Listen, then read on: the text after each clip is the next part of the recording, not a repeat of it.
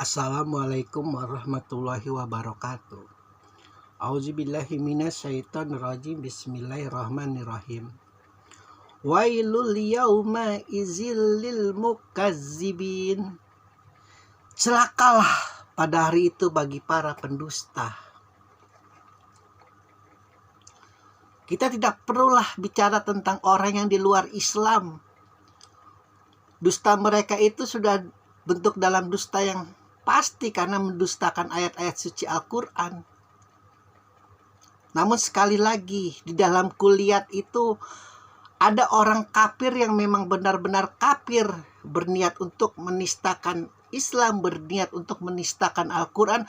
Ada yang benar-benar kafir memang karena keputusannya itu untuk tidak mempercayai Allah, untuk tidak mempercayai Muhammad, namun hidupnya dalam lubang kebaikan, hidup dalam lubang perdamaian dunia. Itu nanti yang akan Allah hargai. Itu saja perbedaan di dalam kuliah mungkin dibanding dengan tafsir-tafsir yang lain. Karena sekali lagi Allah mengatakan orang yang beriman dan orang yang berbuat kebajikan selalu itu dua padanan. Orang yang sholat lalu kemudian berbuat kebajikan, beriman sholat tapi tidak berbuat kebajikan, ya tong kosong berbunyi nyaring. Berbuat beriman, berbuat sholat, namun mengamini kejaliman, mengamini penindasan, mengamini kecurangan. Celakalah bagi para pendusta itu. Baik engkau memeluk Islam, apalagi yang tidak memeluk Islam. Jangan kegeeran dulu. Sekali lagi di dalam kuliah itu keadilan ilahi yang menjadi patokan di dalam rukun iman yang dipercayai oleh mazhab Syiah. Keadilan ilahi itu yang akan menjadi hukum tunggal, hukum semesta alam. Engkau mungkin boleh percaya kepada Allah, engkau mungkin boleh percaya kepada Muhammad. Namun ketika engkau menggusur tanah-tanah orang kafir tanpa alasan yang jelas, engkau mengambil nyawa orang-orang kafir tanpa alasan jelas, apalagi sekarang engkau mengambil darah-darah orang muslim yang mengakui Allah, yang mengakui Muhammad hanya karena berbeda mazhab denganmu, maka geramnya luar biasa, 2 kali lipat. Engkau berlindung di benteng Islam, engkau berlindung di benteng Muhammad. Engkau merasa engkau pasti masuk surga meskipun aku siksa dirimu sebelumnya di neraka. Logika-logika apa itu? Logika-logika lanatullah yang dibisikkan ke alam semesta. Allah mengajarkan kedewasaan kepada Rasulullah dari sejak dia lahir sampai mati. Luar biasanya Rasulullah dari sejak lahir itu dia tidak pernah itu bermain dengan orang-orang sebayanya. Coba pikirkan. Selalu senantiasa menyendiri, merenungi kehidupan, apa itu Tuhan, ya sesuai dengan kodratnya para nabi. Mengingkari dunia dan mencari akhirat. Seperti bersin kambing dunia itu, katakan kepada Muawiyah, kalau aku, akalku, kalau hatiku, kalau hawa nafsuku bisa berlaku seperti Muawiyah, demi Allah, demi apapun, dunia sudah dalam genggamanku, berkata Imam Ali. Berkata Imam Ali, karena aku berlindung di dalam mazhab Rasulullah. Aku adalah muridnya yang pertama dari sejak umur 8 tahun. Dan pedangku menghabisi kaum kafir Quraisy yang luar biasa menghina Rasulullah. Pembesar-pembesar mereka mati di dalam pedangku, di dalam ujung pedangku.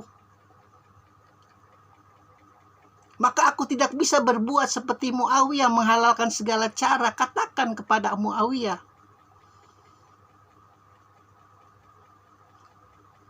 keadilan ilahi adalah menjadi rukun imanku. Aku tidak boleh menampar orang kafir meskipun dia tidak percaya kepada Muhammad. meskipun dia tidak percaya kepada Allah.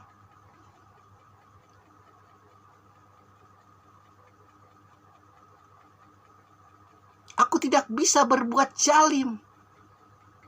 Aku tidak bisa berbuat mengambil yang bukan hakku.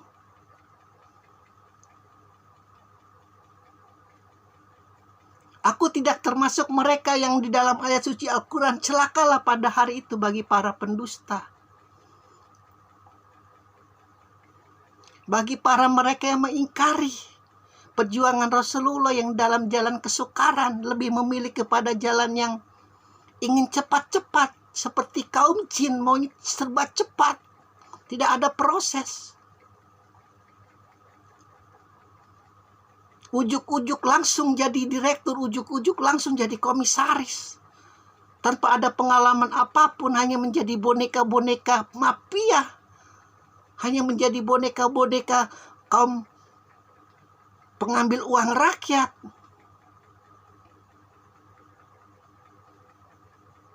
Gemetar sahabatnya para nabi ketika mendapat suatu hal yang mesti dipertanggungjawabkan kelak di hari penghisaban. Luar biasa gemetar, takut terhadap apakah nanti mereka akan termasuk ke dalam golongan kaum pendusta. Karena tahu bagaimana itu sulitnya. Bisikan-bisikan dunia itu sungguh sulit. Mungkin kita boleh pongah ketika iman kita sedang kuat. Ketika iman kita sedang setinggi langit. Aku tidak akan mengambil hak orang lain. Begitu dia menjadi aktivis, begitu dia melihat kejaliman-kejaliman penguasa. Namun sekarang lihat ketika mereka duduk di dalam DPR, ketika mereka duduk di dalam MPR. Apa yang terjadi? Seperti halnya lumrah manusia-manusia yang lain. Yang penting anaknya dulu. Yang penting saudaranya dulu. Tapi itu kan sudah menjadi kebiasaan orang-orang Indonesia zaman dulu. Billy. Nepotisme itu harus dari keluarga terdekat. Iya boleh kalau mereka memiliki kemampuan, tidak diharamkan. Tidak diharamkan. Namun apakah ada proses yang adil? Apakah ada persaingan yang adil?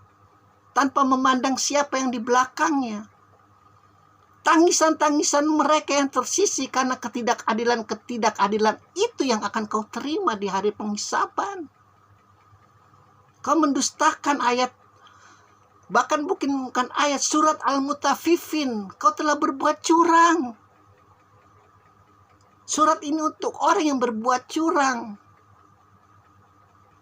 Bukan hanya curang dalam dunia perdagangan saja. Jangan dinafikan.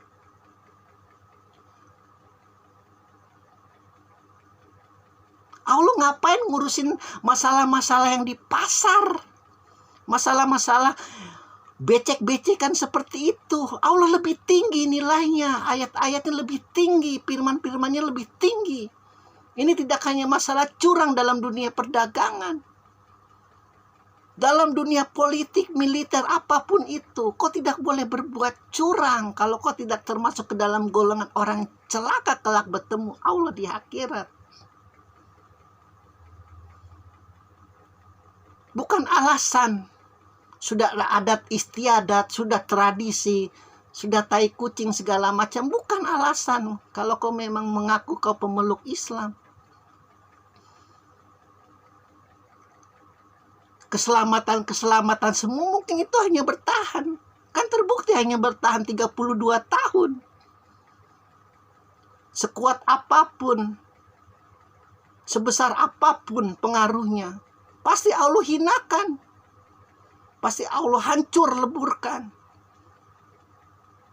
Karena di dalam Al-Quran nyata, pendusta-pendusta itu musuhnya para nabi. Lah kok kita yang mengaku mengikut para nabi jadi kaum pendusta juga? Logikanya pasti Allah marahnya 2 kali. Logikanya seperti itu. Murkanya pasti 2 kali, luar biasa geramnya. Alhamdulillahirabbil alamin.